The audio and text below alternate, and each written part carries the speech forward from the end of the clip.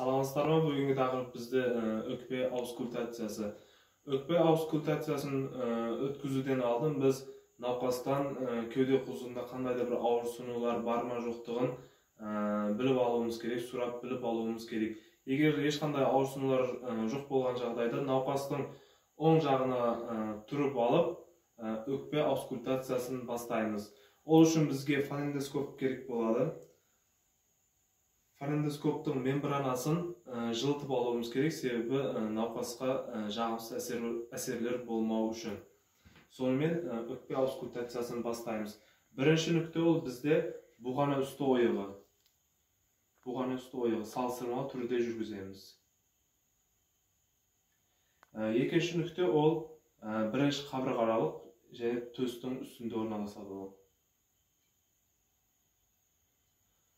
Üçüncü nükte bizde buğana orta sızığı men ikinci kabırga aralık.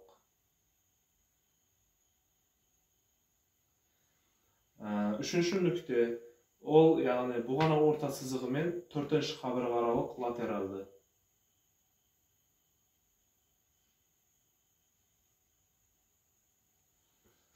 Және енді қолтық oyuğunu қолыңызды көтеріңіз.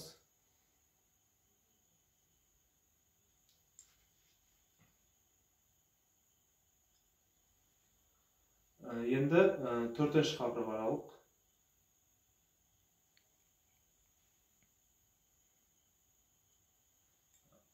Алтыншы қабырға аралық.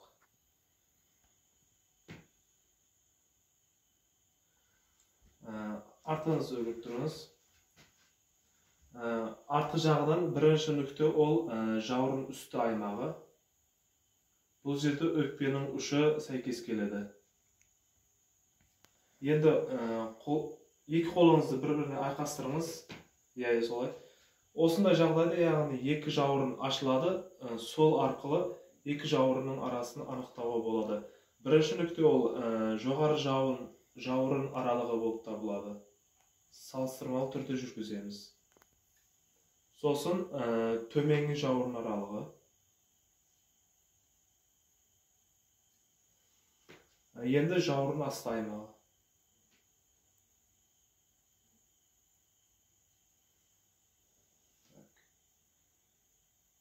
Жетінші қабырға аралық, 9-шы қабырға аралық. Сонымен өкпе аускультациясы аяқталды.